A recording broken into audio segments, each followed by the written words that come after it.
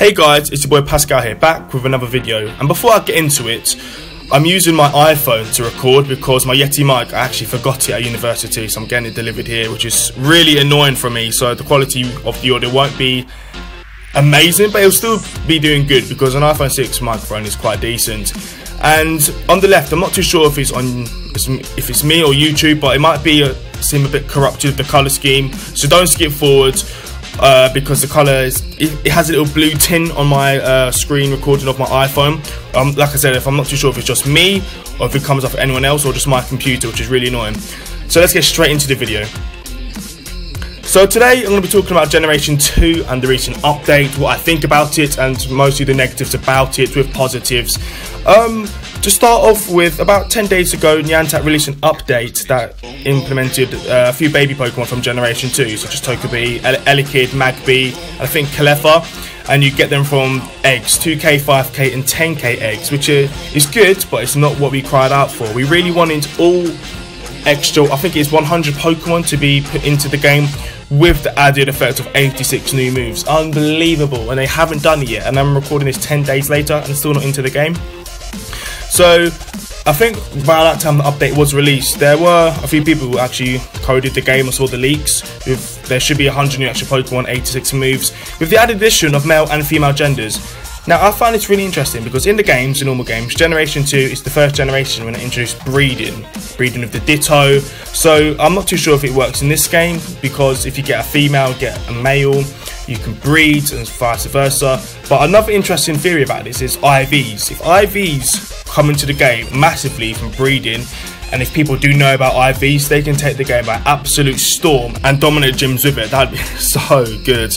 Another thing that I've heard will be put into the game are shinies. Now this is interesting because shinies are really hard to find, and the first shiny that apparently will be put into the game is a rare shiny Dragonite, because Dragonite is the rarest Pokemon in the Generation 1 of Pokemon Go. Finding a Dragonite, just a random Dragonite in the street, is absolutely ridiculous. Even a Dratini is incredibly hard to find. So finding a rare green shiny Dragonite would be amazing, and it has an 8,000 times more chance unlikely than to find a normal Dragonite. And I know this seems like, oh shit, you know, but imagine getting one. Imagine owning your own shiny Dragonite. I mean, it's not the best looking, it is green, but still, that would be, oh my god, that'd be so good. And we also heard that avatar cut customizations changed the colour of the hair, because for some reason I made my avatar black with purple hair. I don't know, I mean, I'll be a crazy guy, but I don't know why I did that, and I really want to change that with added clothes, different customization of clothes, bags. I mean, the smaller things make the big things in life, and this is a small added change, but it will come really, really big if it is implemented into the game. But a negative at the moment, I've heard there is no trade in Pokemon, which is really annoying. You can't trade. I mean, the PvP right now is quite poor. The only PvP is the gym, and they're not actually controlling their Pokemon live, they just leave it in the gym.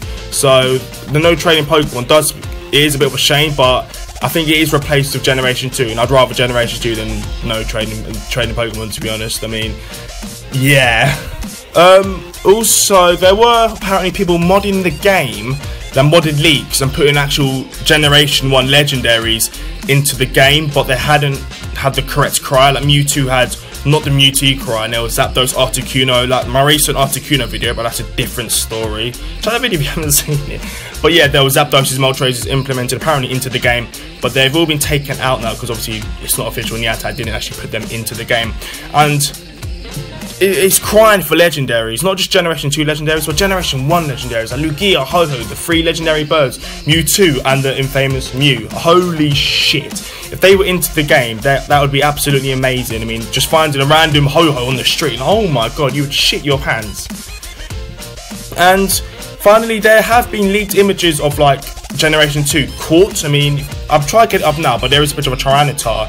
And if you look at it closely, like, oh, is it real or fake? It looks fake because the shadow underneath it doesn't like correlate with the ground. So it does look Photoshop, but it is quite interesting the fact that people are already so hyped about this, because the game was losing its hype so fast. And I mean, the Photoshop images circulating around the web aren't the best thing, but again, it makes the hype come up. I first saw this Tyranitar and I thought it was real. For a few seconds I was like, holy shit, is this real? And I mean, it wasn't real, but one day it will be, and they will be into the game, and I'm looking forward to when Generation 2 into the game, like Totodile, Chikorita, the 3 starters, Cyndaquil. I'm so gassed for it because the game really needs this big uplift right now, because Super Mario Run on the iOS and the App Store, it's just taken the App Store by storm, and Niantic really need to act fast. So if you've enjoyed this update video, make sure you hit a like, subscribe, and I'll see you guys very soon.